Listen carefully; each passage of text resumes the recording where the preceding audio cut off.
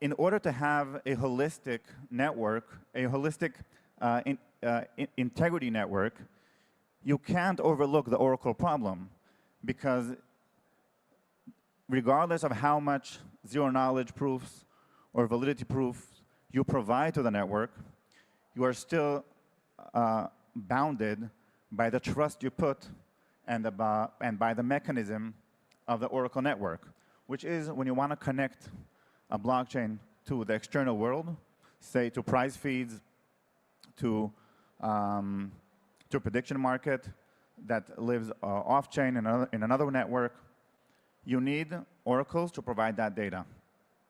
It's kind of overlooked. Not many people are giving enough attention to this aspect.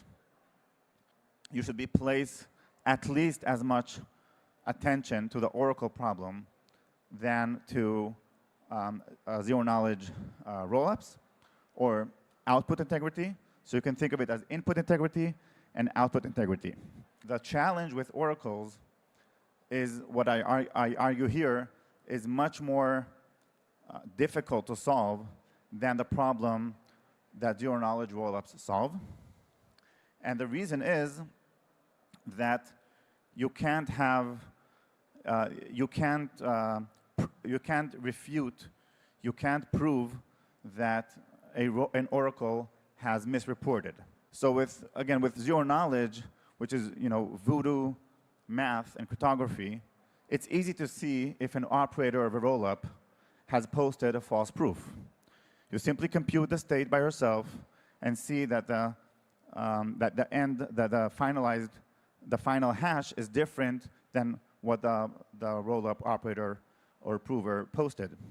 In Oracle networks, however, if an oracle posts a stale price, either by orders of minutes or seconds, you have no way to refute that price. And no one can refute other oracles' reports. No cryptographic proof would be able to refute that. So in a sense, the whole DeFi market, because Aave and other DeFi lending protocols are a major building block in DeFi, the DeFi ecosystem hinges on oracles much more, or not less than it hinges on zero-knowledge proofs or validity proofs on layer 2s.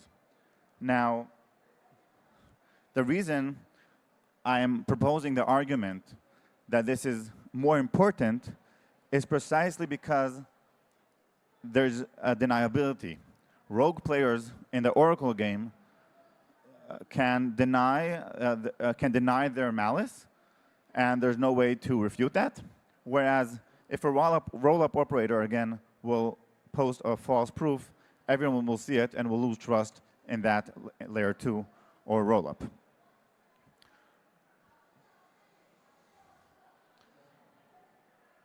OK, what does any of this have to do with Caspa? So a bit of context, Caspa is a block DAG, is a proof-of-work governed block DAG. It was originated based on my PhD thesis together with my advisor, Aviv Zohar, my advisor on the PhD.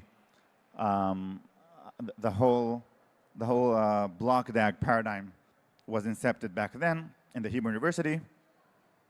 And after a few years, me and other researchers and devs founded Caspa. And now you can see the current state of the network, which is in a few weeks will transition to 10 blocks per second. Caspa is based on a clean proof-of-work model. There are no tricks. There are no supernodes. Most of your questions about Caspa should be answered in your mind. This is just the same model as Bitcoin. Proof of work, mining, difficulty adjustment, transaction fees, blocks. Yes, it's more complicated because every block points at several predecessors. But other than that complication, which of course requires years of R&D to fit, for everything to fit together, other than that modification, Caspa works very similarly to Bitcoin and tries to remain faithful to the design principles of Bitcoin. Okay, so it started with 1 block per second. Now we are transitioning to 10 blocks per second. And why is this, or how is this related to the problem of oracles? And it requires a bit of inspiration, but once you get it, you get it. The point is that so perhaps zooming back or going back to the familiar Oracle networks, UMA, Chainlink, Pith network, these all have mechanisms which are based on incentives, reputation, etc., to try to guarantee the correct or honest operation of oracles. Without getting too much into the details of these networks, they all have many assumptions around what incentivizes oracles, what deters misreports. My argument in this, about the connection between DAGs and oracles is as follows. If you want the oracle mechanism to finalize in real time, you have to ensure that all oracle reports are posted on your layer without trusting any single entity, not a single operator, not a single miner, not a single consensus leader. The only way you can guarantee that your oracle network has enough attestations and there's no censorship in the same round in real time is by using many proposers or many miners, in the case of proof of work, many miners in the same consensus round. Otherwise, you must trust the miner and you give authority or power, rather, to the miner to manipulate the price and the oracle feed. What does that mean practically?